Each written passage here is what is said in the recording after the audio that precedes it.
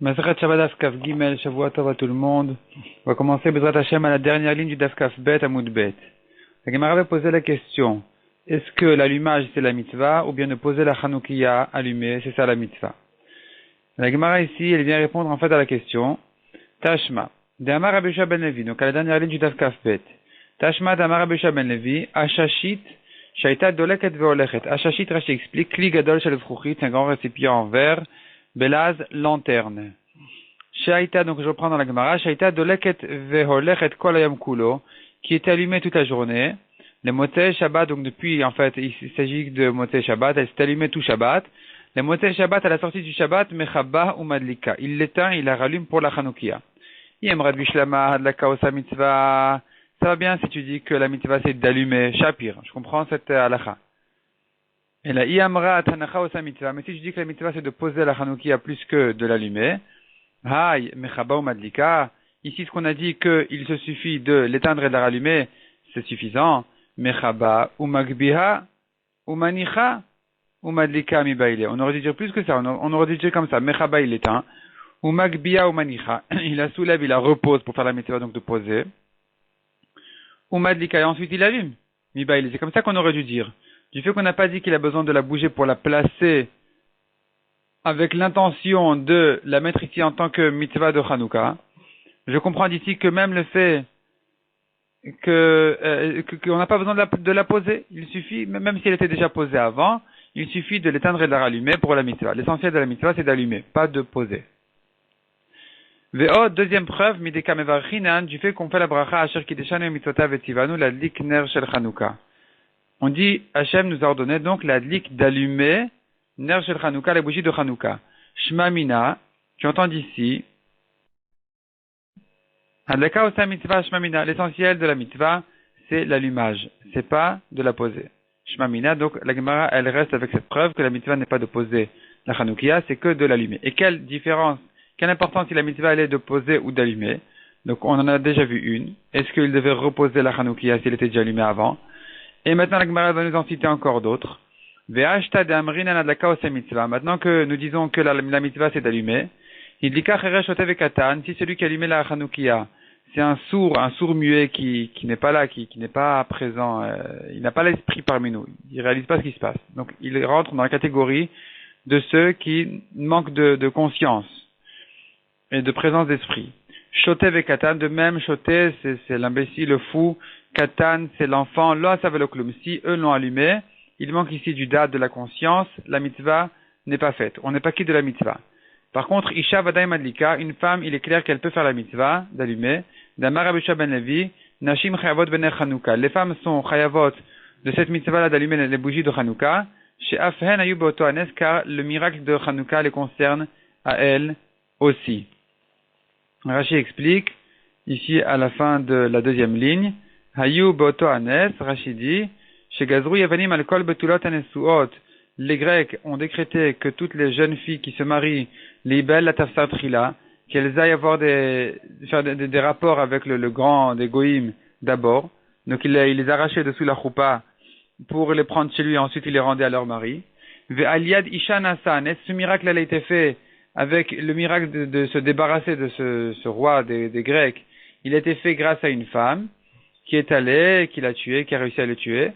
Et donc, finalement, ce miracle de Hanouka concerne aussi les femmes. Elles doivent donc aussi allumer la Hanoukia. Si elles ont allumé, c'est bon. On est quitte avec leur allumage. La Gemara continue.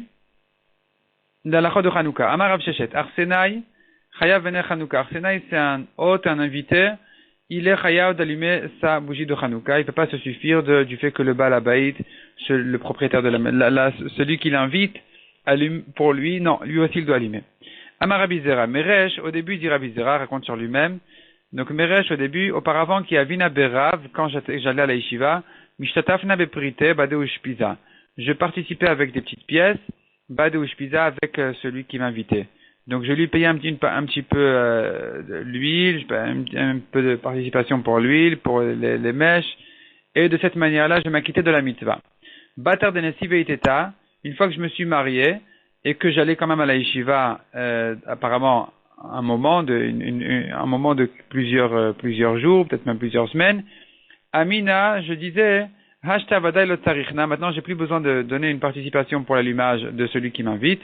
Des kamadli ke alay bego betai. Car on allume déjà pour moi, chez moi, à la maison. Je peux m'acquitter de la chanoukia que ma femme allume pour moi. Amar Rabbi Yehoshua ben Levi kol hashmanim kulan. Toutes les huiles du Rabbi Yehoshua ben Levi yafin les nerfs. Ils sont bien pour l'allumage. Veshem zait men amuvchar. Mais le meilleur, c'est l'huile d'olive. Amar Abaye. Meresh ava mehader mar. Abaye a raconté au début, rechercher mar c'est son maître, Rabat. Amishra de shum sheme. De l'huile de sésame. Amar, il disait, hay mashach nehoretfe. Ça dure plus longtemps. Ça dure plus, la flamme dure plus longtemps. Kevan de Shamal al Ader Rabbi Yehoshua ben Levi, une fois qu'il a entendu ce que Rabbi Yehoshua ben Levi qui a dit que le meilleur c'est l'huile d'olive, mais Ader Amishra des États. Il recherchait plutôt l'huile d'olive. Amar, il disait, hay tzalil nehoretfe. Ici, ça fait une flamme plus limpide, plus propre. Et donc, c'est ça ce qu'on doit préférer. Ve'amar Rabbi Yehoshua ben Levi, kol hashmanim yafin ledio, toutes les huiles sont bonnes, sont bien pour l'encre. Veshem zait min amuvchar, mais le meilleur c'est l'huile d'olive. Rashi explique comment on fait l'encre avec de l'huile. Alors Rashi explique ici. Il faut continuer encore un petit peu dans la Gemara pour arriver au Dibur Matril de Rashi. On continue encore une ligne. Ibaya Leo, la Gemara demande les gabel ou les hachen. Est-ce que c'est pour pétrir ou pour fumer? Rashi explique exactement de quoi il s'agit. Donc on est en train de dire maintenant ici qu'il fait de l'encre avec de l'huile et que sur ça on a dit la meilleure c'est l'huile d'olive. Alors Rashi explique comment on fait, de quoi il s'agit exactement. Les gabel, voyons Rashi, les gabel, donc Rashi à droite ici, les gabel, matzati bichuvat hageonim. Rashi dit qu'il a trouvé dans que les geonim ont écrit, chez Mashnin klez chouchit be'ashan shemen zait, on fumait des ustensiles en verre, des récipients en verre avec de la fumée de l'huile d'olive, ad shemashrir jusqu'à ce que ça noircit. Vegorer achacharurit, ensuite on grattait le noir, venoten bo shemen kim'a, et on ajoutait dessus un peu d'huile, ou megabel bo, et il pétrit cette cendre-là, cette fumée-là, avec un peu d'huile, ou meyabsho bachama, et il le fait sécher au soleil, ou memacheo toletochadio, et ensuite il fait fondre dans de l'encre. Donc ici on a deux étapes d'huile pour l'encre. D'abord, la fumée. Donc la fumée, pour ça, il faut une flamme. La flamme, elle consomme de l'huile. Donc ça, c'est la première étape de l'huile. Et à nouveau, on réutilise l'huile pour pétrir cette fumée-là. Et c'est ça ce que la Gemara a demandé. Sur quelle étape on a dit que l'huile d'olive, c'est la meilleure des huiles pour l'encre? Est-ce qu'il s'agit de la première étape où il s'agit donc de l'égabel, de pétrir? Ça c'est la dernière étape en fait. Oléachen, ou bien de fumer. Donc, pour faire cette fumée-là, il fallait de l'huile d'olive. Tashma, des Tanera, je reprends dans la Gemara. Donc, Tashma, au milieu du Hamoud, la ligne commence par les Hachen. Tashma, des Tanera Rav Shmuel bar Zutra. La Gemara ramène une braïta de Rav Shmuel bar Zutra. Kol hashmanim yafin ledio. Toutes les huiles sont bonnes pour l'encre. Mais chez Menzait, mais le meilleur, c'est l'huile d'olive. Ben le gabel, ben le Hachen. Aussi bien pour pétrir l'encre que pour faire la fumée. Rav Shmuel bar Zutra matneachi, lui il enseignait de cette manière. Kol hashanin yafin ledio. Toutes les fumées sont bonnes pour l'encre. Veshemen zait min amuvchar, et l'huile d'olive c'est la meilleure. Amaravuna.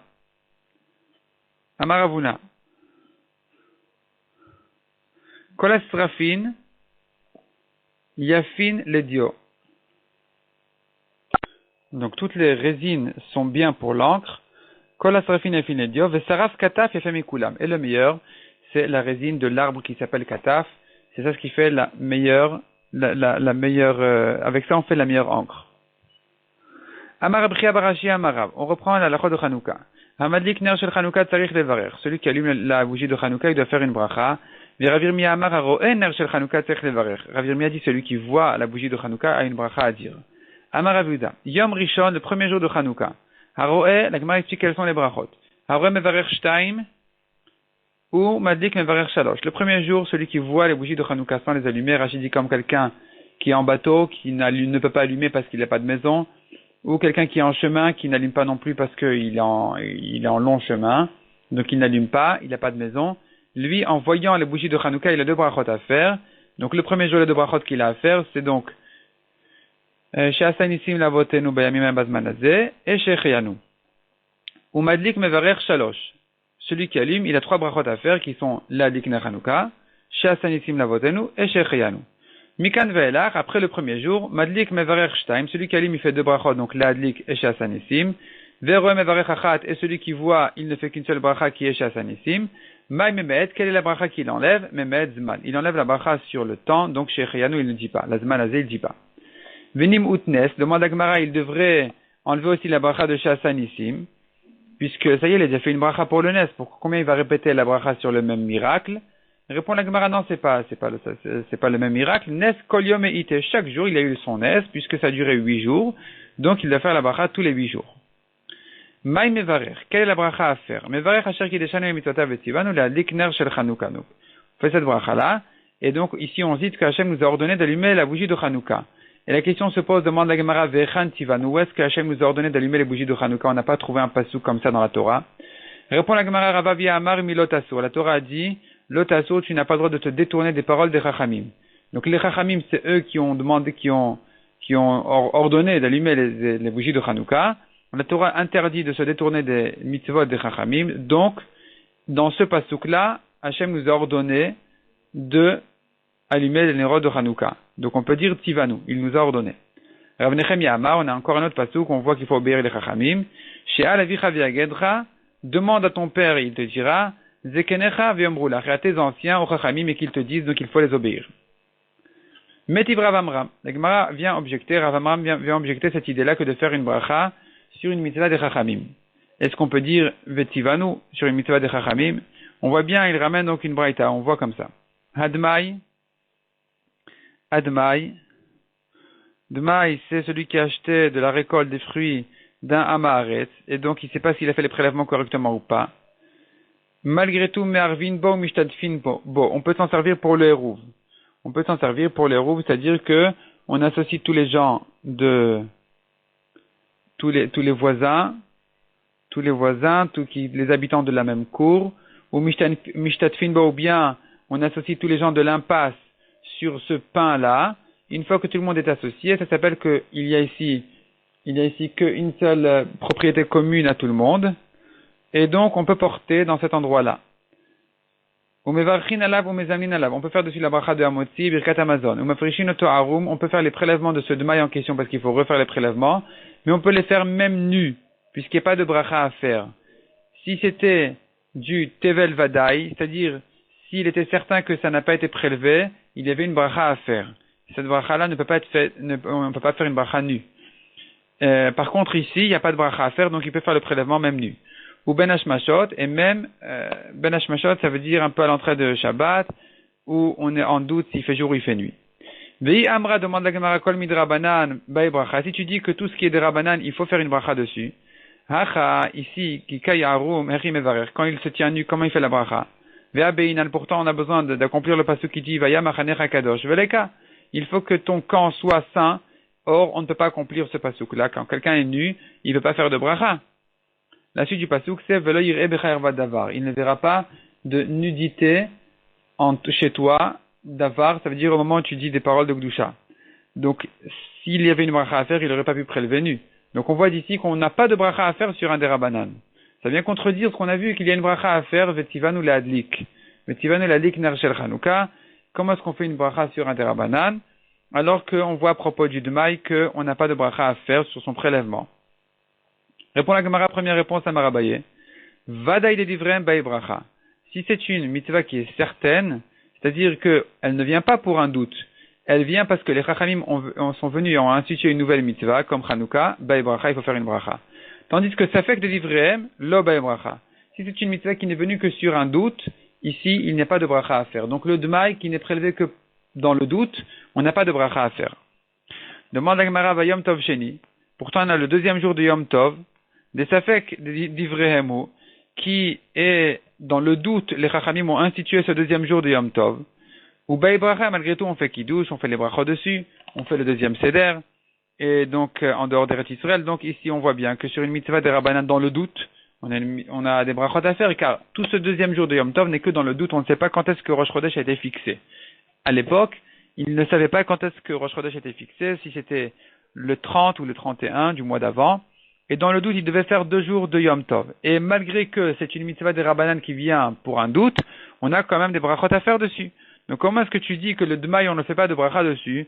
Parce que son prélèvement n'est que dans le doute. Répond la Gemara Hatam, là-bas, en ce qui concerne Yom Tov, qui écrit de l'ol les zilzuleba. La raison pour laquelle on fait une bracha le deuxième jour de Yom Tov, c'est afin que les gens ne viennent pas négliger ce deuxième jour de Yom Tov en disant oui, mais de toute façon, tu vois bien, on fait pas de kiddush, donc c'est pas vraiment un Yom Tov, on fait ça que dans le doute, mais c'est pas très grave que de travailler ce jour-là. Et donc, pour que ce soit très clair qu'on considère ce jour-là comme vraiment un Yom Tov, les Chachamim ont décidé, ont permis ont ordonné de faire toutes les mitzvot comme le premier jour. Rav Amar, deuxième réponse. Rov Ameharetz Masrinan, c'est-à-dire, en principe, même dans le doute, une mitzvah de Rabbanan qui vient dans un doute, elle mérite une bracha. Simplement, la raison pour laquelle ici on ne fait pas de bracha, c'est parce que la majorité des Ameharetz font les prélèvements. À propos du Dmaï, on considère que sûrement ça a déjà été prélevé, puisque la majorité des Ameharetz, ils font les prélèvements. Moi, pour être tranquille, je fais un deuxième prélèvement, mais pour ça déjà, ça ne mérite pas une bracha. Donc, si c'était un doute ou de 50-50, bon, ça mérite une bracha, comme le deuxième jour de Yom Tov. Le deuxième jour de Yom Tov, a priori, il avait été institué dans le doute. Il est vrai qu'aujourd'hui, on n'a plus de doute parce qu'on a un calendrier déjà très, très régulier, très clair. Malgré tout, les Chachamim ont décidé de laisser ce deuxième jour de Yom Tov qui était a priori fixé.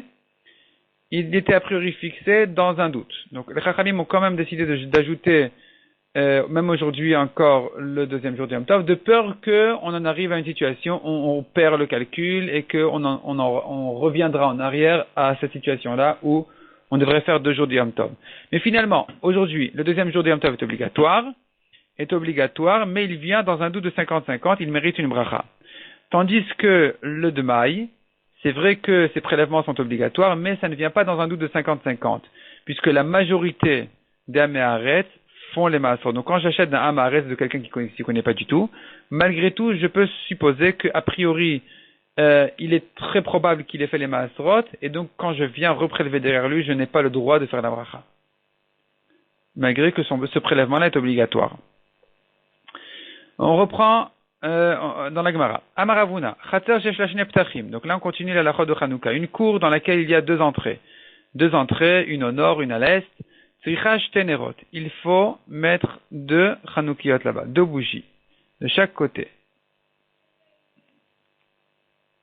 Amarava, le Amaran et la Mishter-Ruchot.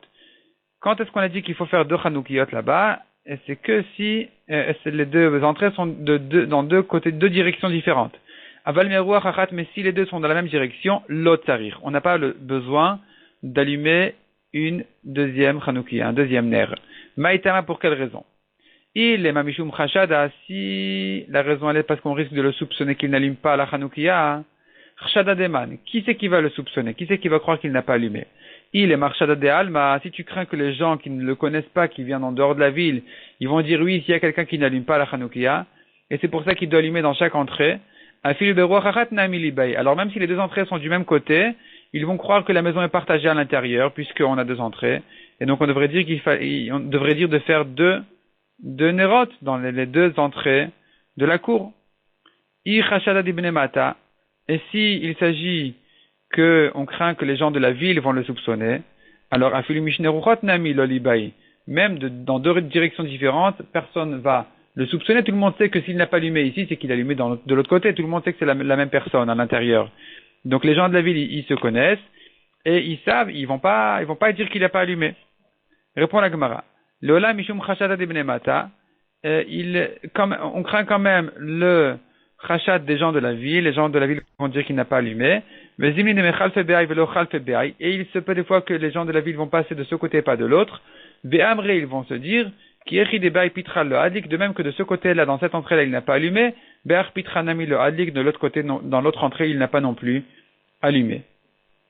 Et donc les gens vont quand même dire de lui qu'il n'a pas allumé les nérodes de Hanouka. Donc pour sortir de ce soupçon, il doit allumer dans les 2 directions. Et d'où sais-tu qu'on craint ces soupçons? Un homme doit être propre, ne pas laisser les gens croire de lui qu'il n'a pas fait la mitzvah correctement. Détania. La Gemara ramène là-dessus un exemple de la mitzvah de PA. La mitzvah de PA, c'est de laisser le coin de son champ pour les pauvres. Donc, Amar Rabbi Shimon bishvil arba'a dvarim amra Torah, pour 4 raisons, la Torah a dit, le'aniach PA besof sadeu, que de laisser la PA pour les pauvres au coin, à la fin de son champ. Pas qu'au milieu que tu récoltes ton champ, tu laisses un petit peu pour les pauvres. Quand tu termines, la fin, il faut la laisser pour les pauvres. Pas le milieu et pas le début. Il y a 4 raisons pour ça. Premièrement, mipnei gezel aniyim, parce qu'on craint le vol des pauvres. La Gemara va les expliquer une à une. Ou mipnei bitul aniyim, les pauvres vont perdre leur temps. Ou mipnei chashad, et à cause du soupçon. Ou mishum baltechale, et parce que la Torah dit ne termine pas ton champ, donc ça se laisse à la fin. Et la Gemara reprend maintenant les raisons une à une pour les expliquer. Mipnei gezel aniyim, on a vu la première raison était on craint le vol des pauvres. De quoi il s'agit? Répond la Gemara. Explique la Gemara. Shelo yire balabait sha'apnuya, le propriétaire du champ, il va commencer à récolter son champ, et à un moment donné, il va voir que c'est bon, il n'y a plus personne autour. Il va appeler rapidement son proche, son cousin, qui est pauvre. Il va lui dire, viens, maintenant, je laisse maintenant la PA, tu viens la prendre. Veyomar likrovo ani, harezo PA. Il va dire à son proche, le pauvre, il va lui dire, voici la PA, tu peux la prendre. Et donc, finalement, il se trouve qu'il aura fait perdre la PA aux autres pauvres. Pour rien, il ne méritait pas de perdre. On tourne la page. Deuxième raison, on a vu Mupnei bitul aniyim. On a vu que les pauvres, ils vont perdre leur temps. Chez lo yewaniyim yoshvinu meshamrin, parce que quand ils vont voir qu'ils commencent à récolter son champ, ils vont s'asseoir et attendre. Arshav aniach balabait PA. À chaque fois, ils vont se dire, bon, maintenant, il risque de laisser sa PA. Et donc, on doit attendre pour ne pas louper le moment. Et donc, finalement, ils vont perdre leur temps pour rien. C'est pour ça que on a dit au balabait de laisser sa PA qu'à la fin du champ, de manière à ce que les pauvres sachent évaluer plus ou moins quand est-ce que va arriver le moment où il va abandonner sa PA.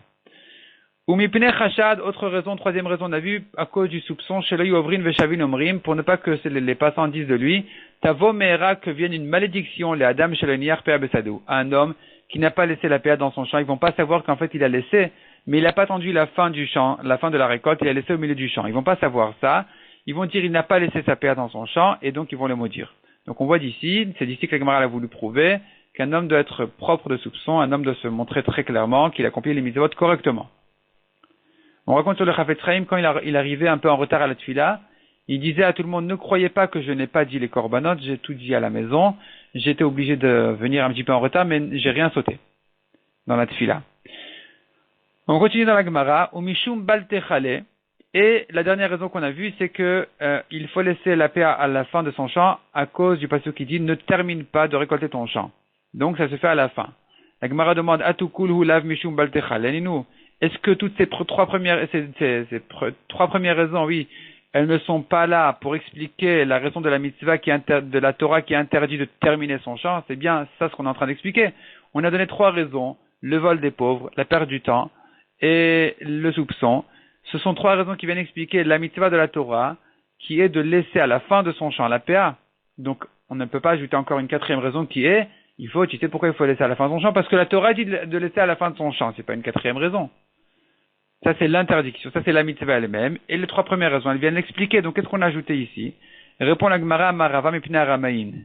Aramaïn, c'est, Rashi explique, Amarava mipnei aramaïn, Rashi à gauche, à Ovrin, alotechale, sont les gens qui vont ne pas accomplir la mitzvah. Donc, ils vont transgresser la mitzvah où la Torah interdit de terminer son champ pour lui-même, sans laisser aux pauvres. Ve'omrim kvarin achnua. Ils vont dire, non, on a déjà laissé la PA. Et donc, à cause de ces gens-là, on dit non. La Torah, elle a dit, tu laisses à la fin de ton champ, de manière à ce que tu ne puisses pas dire que tu as déjà laissé. Alors que c'est pas vrai, tu as tout récolté. Amar avitrak baredifa. Autre halakha de Hanouka. Amar avuna. Ner shiyesh la shne piot ola lishne bnei adam. Un gobelet, un récipient, il a des 2 côtés, il a laissé des mèches. Il a mis une mèche de chaque côté et il allumait comme ça. Alors, ça peut compter pour 2 personnes. Comme le premier soir, par exemple, ceux qui allument par personne, une bougie par personne, eh bien, il peut compter 2 personnes qui ont allumé ici, même si c'est le même récipient. Amarava, mila ke'ara shemen v'ikifa ptilot. Il a rempli un gobelet d'huile et ve'ikifa ptilot. Il a mis des mèches tout autour. Kafa alakli. si il a retourné dessus un autre récipient, et donc finalement toutes les mèches sont bien partagées les unes des autres, alors, Ola le kama bne adam. On peut compter chaque mèche, chaque bougie, chaque flamme pour quelqu'un d'autre. Tandis que l'okafa le akli, dans le cas où il a laissé comme ça ouvert, asa kemil medura, c'est devenu comme un feu, un petit feu, c'est plus une bougie, vafil le chadnami enaola. Et donc, on ne peut même pas le compter pour une personne. Personne ne quitte de ça. Amarava pshitali. Rava continue et dit, il m'est évident, nerbeto, vener chanouka, quelqu'un qui a le choix soit d'acheter une bougie pour la mitzvah des bougies de Shabbat, soit pour la chanoukia. Nerbeto adif, il vaut mieux qu'il achète avec ça la bougie de Shabbat, mishum shlambeto, pour qu'il y ait la paix chez lui à la maison, pour pas qu'il se conne de partout. Donc les nérodes de Shabbat servent à éclairer la pièce, et donc ça c'est prioritaire même à la mitzvah des nérodes chanouka. Nerbeto avec kiddush hayom, celui qui a le choix entre les nérodes Shabbat et le kiddush, donc il a soit la possibilité d'acheter une bougie pour Shabbat, soit du vin pour Shabbat, donc avec kiddush hayom. Nerbeto adif, mishum shlambeto, à nouveau, il vaut mieux qu'il achète les nérodes de Shabbat pour que il passe Shabbat en paix, tranquillement, sans se cogner de partout dans l'obscurité. Baïrava, ner chanouka avec kiddush hayom, celui qui a le choix entre dépenser donc pour les nérodes de Hanouka ou bien pour le vin de Shabbat. Maou, qu'est-ce qu'il doit faire? Kiddush hayom adif, c'est-à-dire, est-ce que le kiddush est prioritaire parce qu'il est plus fréquent? Odil maner Hanouka adif, mishum pirsu menissa. Ou bien c'est les bougies de Hanouka qui sont prioritaires parce que ça vient publier le nes, le miracle. Batardi bayadar pashta, après qu'il s'est posé la question, il a lui-même Rava tranché la halacha. Il s'est répondu, Ner Hanouka adif mishum pirsu menissa. La svara de pirsu menissa est le plus important, donc il vaut mieux la bougie de Hanouka que le vin de Shabbat pour publier le miracle. Amaravuna, Aragil Bener, celui qui fait attention aux mitzvot d'allumage, donc de Shabbat et de Hanouka. Avianle banim talmidei chachamim. Il aura des fils talmidei chachamim. Rien qu'une petite précision. Rashi explique exactement c'est quoi le shlom bayit qu'on a dit pour les nérodes de Shabbat. Rashi dit parce que voyons Rashi shlom beto. Ve'achi amrinan lekaman vatiznach mishalom nafshi zoad lakat ner beshabbat. Donc la Gemara ramène un pasuk plus loin qui dit que Vatiznach Mishem Nafshi, donc mon âme était abandonnée de la paix, Zoad la Katner Beshabbat, il s'agit de quelqu'un qui ne peut même pas allumer les bougies de Shabbat. Shebne Beto, quel rapport entre le Shlom Bayit et les bougies de Shabbat? Rashi explique, Shebne Beto Mitztarin Leshev Bachosher, parce que sa famille a du mal à s'asseoir dans l'obscurité, donc ça fait un manque de Shlom Bayit. Il faut éclairer pour qu'il y ait plus de Shlom Bayit, que les gens se sentent bien à l'aise. Donc je reprends ici là où on en était, on a vu ensuite que celui qui fait attention aux mitzvot de bougies, d'allumage, donc de Shabbat et de Hanouka, il aura des fils talmidei chachamim. Je continue dans la Gemara. Hazair bemezouza. Hazair bemezouza zochel dirana'a. Celui qui fait attention de faire une bonne mezouza, dans la halachot de la mezouza, il aura un bel appartement. Hazair betzitzit. Betzitzit en début de ligne. Zochel talitna'a. Celui qui fait attention à la mitzvah de tzitzit, il aura un bel habit. Azair be kiddush hayom zoche, celui qui fait attention d'accomplir correctement la mitzvah du kiddush, il aura le mérite, il zoche ou memalek garbeyain. Il va gagner des garbeyain, des tonneaux de vin. Il va s'enrichir et il aura beaucoup de vin. Ravuna, raconte Agmara, avarakil dava khalif vetane, il avait l'habitude de passer, de traverser à Pitra de Rabbi Avin Nagra, à l'entrée, devant la maison de Rabbi Avin Nagra. Nagra, ça veut dire le menuisier. Il voyait que toujours il allumait beaucoup de bougies en l'honneur de Shabbat.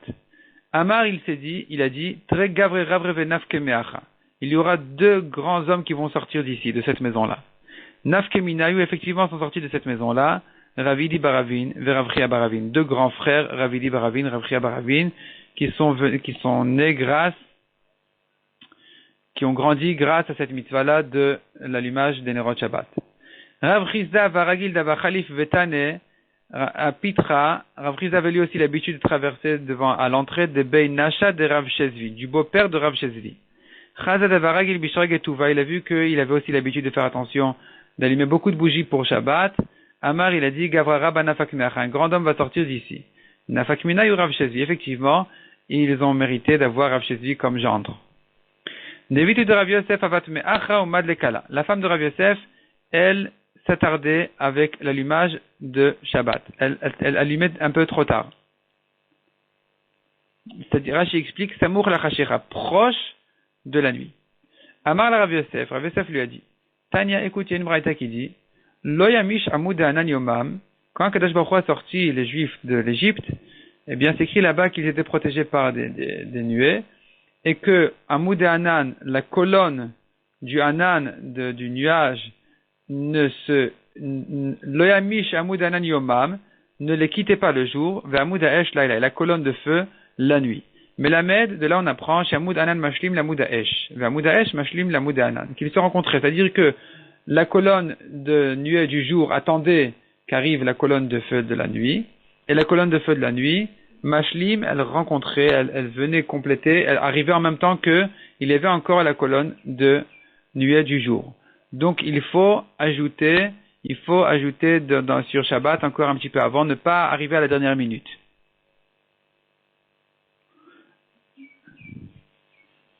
Donc de même que la colonne de feu de la nuit venait encore quand il faisait jour, quand il faisait encore un peu jour, de la même manière il faut aussi allumer les neurones de Shabbat un peu plus tôt que la dernière minute. Savra la Kdouma, alors quand elle a entendu ça, alors elle pensait si c'est comme ça, alors d'allumer très tôt. Amar la Hahu Sava, et alors un Zaken lui a dit, des fois c'est Eliyahu Hanavi, Hahu Sava, des fois c'est Eliyahu Hanavi.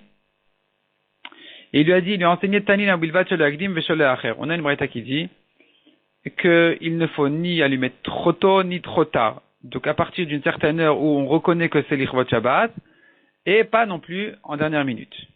Amarava, Derachim Rabbanan, celui qui aime les Chachamim, Avou Lebnin Rabbanan, il aura des fils, Talmidei Chachamim. Demoki Rabbanan, celui qui respecte, qui honore les Chachamim, Avou le Chatnavta Rabbanan, il va mériter aussi avoir des gendres Chachamim. Le Dachil Merabanan, celui qui craint les Chachamim, Huguf Avetur Merabanan, lui-même sera un Talmid Chacham. Veila Barachiu, et s'il n'étudie pas qu'il ne peut pas devenir un Talmid Chacham, alors au moins, cependant, Mishtam An Mile, ses paroles seront entendues, Ketur Merabanan, comme un Talmid Chacham. La Gemara reprend ce qu'on a vu à la fin de la Mishnah, Velo Shemen Trefa, on n'a pas le droit non plus d'allumer Shabbat de l'huile qui s'appelle Shemen Trefa, de l'huile à brûler. Maï Shemen Trefa, c'est quoi cette huile-là à brûler, de quoi il s'agit? Amar Rabba Shemen Shel Trouma Shenitumea. C'est de l'huile de Trouma qui est devenue impure. V'amai Karula Shemen Srefa. Pour quelle raison on appelle cette Trouma-là de l'huile Srefa brûlée? Oh, il veli Srefa omed, car il faut la brûler. Et on n'a pas le droit de la manger, de la consommer, il faut la brûler. Les Kohanim n'ont pas le droit de profiter de cette huile-là en tant qu'aliment. Ils peuvent par contre, en tant qu'allumage, profiter de cette Trouma, de cette huile qui est devenue impure. C'est pour ça qu'on appelle ça Shemen Srefa, parce qu'elle ne sert ici en fait que à brûler. Ou Beshabbat Maïtam, pour quelle raison on ne peut pas utiliser ça comme pour les bougies de Shabbat? Mitor chez mitzvah lav levaro, puisqu'il y a la mitzvah de brûler cette huile. Gzera shemayate, on craint que pendant Shabbat il va pencher l'huile vers la mèche pour que ça brûle plus rapidement. Amar el Abaye lui a demandé, et la meata, si c'est ça la raison, Beyom Tov l'ishtere, on devrait permettre aussi pendant Yom Tov. On devrait permettre d'allumer les bougies de Yom Tov avec cette huile-là, parce que même s'il va pencher l'huile vers la mèche pendant Yom Tov, c'est pas grave, on a le droit d'allumer pendant Yom Tov. Ala Matnan, et pour quelle raison on a enseigné dans une Mishnah que En Madlikin Ben Shemen Trefa Yom Tov, on n'a pas le droit d'utiliser cette huile-là pour Yom Tov. Répond la Gemara, Gezera Yom Tov Atu Shabbat. C'est un décret que les Chachamim ont interdit pendant Yom Tov d'utiliser cette huile, de peur qu'ils risquent de l'utiliser pendant Shabbat. Et donc, en réalité, le problème c'est Shabbat, on craint que pour presser l'allumage de cette huile-là, il risque de pencher l'huile vers la mèche. Et donc, les Chachamim ici, on fait une Gzera, on décrétait Yom Tov de peur qu'il en arrive à faire ça Shabbat, et donc même Yom Tov ils ont interdit. Rav Chizda Amar le Shemayatel Ochayshinan. Rav Chizda a dit, on ne craint pas qu'il risque de pencher l'huile vers la mèche. C'est pas ça le problème. Il faut donner une autre raison. Et la hacha, ici, de quoi il s'agit? Pour quelle raison on ne peut pas allumer les bougies de Shabbat avec cette huile-là? Yom Tov shechaliot erev Shabbat askinan. Il s'agit d'un Yom Tov qui est tombé vendredi, et que donc quand il allume les nérodes de Shabbat, il se trouve qu'il les allume pendant Yom Tov. Or, il n'a pas le droit de brûler cette huile-là pendant Yom Tov, les fiches et en sorfin kadashim Yom Tov. On n'a pas le droit de brûler des kodashim pendant Yom Tov, donc cette trouma-là est une trouma qui est à brûler, et on n'a pas le droit de la brûler pendant Yom Tov. Pendant Yom Tov, on a le droit d'allumer ce qui sert à cuire, mais pas à cuire ou à éclairer, mais pas d'allumer de l'huile pour s'en débarrasser, pour brûler l'huile, pour la terminer. Ça, c'est pas permis pendant Yom Tov. Véa demande à Gemara, Midektan et Sefa, pourtant à la fin de la Mishnah, on a vu En Madekin me Shemen Trefa Yom Tov. On n'a pas le droit d'allumer cette huile-là de Shemen Trefa pendant Yom Tov. Mikla de Recha, la Yom Tov Askinan. Je sous-entends ici que dans la Recha, il ne s'agit pas de Yom Tov. C'est déjà la Mishnah suivante qui va parler de Yom Tov. Donc dans notre Mishnah, il ne s'agit pas d'un allumage de Shabbat quand ça tombe Yom Tov. D'un Yom Tov qui est tombé vendredi. C'est pas de ça qu'on parle. Amar Abchanina Miswa répond la Gemara. Matam ke Amar. La Mishnah suivante est une explication de la première Mishnah. Matam el Madikin me Shemen Srefa Yom Tov. Pour quelle raison les Chachamim ont interdit d'allumer, d'utiliser donc cette huile de Srefa à brûler pendant Yom Tov de vendredi? Les fiches Ensorfin Kodashim Yom Tov, car il est interdit de brûler des Kodashim pendant Yom Tov, et donc c'est pour ça qu'ils ont interdit d'allumer les Nerot Shabbat quand ça tombe Yom Tov, vendredi, en utilisant cette huile-là. Tanya Kevate de Rav Chizda, la Gemara ramène effectivement une braïta qui confirme ce que Rav Chizda vient de dire. Kol elu she'amruen madikin ben beShabbat, toutes ces mèches et toutes ces huiles que les Chachamim ont interdit d'allumer pour Shabbat, madikin ben b'Yom Tov. On a le droit de les allumer pour Yom Tov. Chutz mi shemen srefa, sauf cette huile-là de shemen srefa, les fiches sorfin kadashim b'Yom Tov, car il est interdit de brûler des kodashim pendant Yom Tov. Donc la tourma, on n'a pas le droit de la brûler pendant Yom Tov, et c'est pas un travail qui est ochel nefesh, c'est pas ça s'appelle pas allumer pour les besoins de la personne, et puisque c'est comme ça, donc il est interdit de le faire pendant Yom Tov, mais toutes les autres mèches et flammes qui sont interdites pour Shabbat, elles sont permises pour Yom Tov. Donc on voit qu'ici la différence elle est on voit ici que la raison pour laquelle on interdit pendant Yom Tov, c'est pas comme ce qu'Abaye avait dit chez Mayate, de peur qu'il risque de pencher l'huile vers la flamme, mais c'est plutôt comme ce qu'on a vu ensuite, comme la raison de Rav Chizda qui a dit que on n'a pas le droit d'allumer pendant Yom Tov, de brûler pendant Yom Tov de Kodashim. Donc, je me corrige, c'était Rabat qui avait dit la première raison. Rabat qui avait dit la raison de chez Mayate, on craint qu'il risque de pencher, et que c'est ça et que malgré tout, on interdit pendant Yom Tov, de peur qu'il s'habitue à le faire même pendant Shabbat. Et ça, c'était la première raison. Et la deuxième raison, c'est celle de Rav Chizda qui a dit que non, il s'agit ici d'un vendredi d'un Yom Tov qui tombe un vendredi. Et là, on a ramené une braïta qui vient confirmer cette réponse de Rav Chizda qui disait que la raison pour laquelle on n'a pas le droit d'utiliser pendant Yom Tov de l'huile de Shemen Srefa, c'est parce que justement on n'a pas le droit de brûler des Kodashim pendant Yom Tov.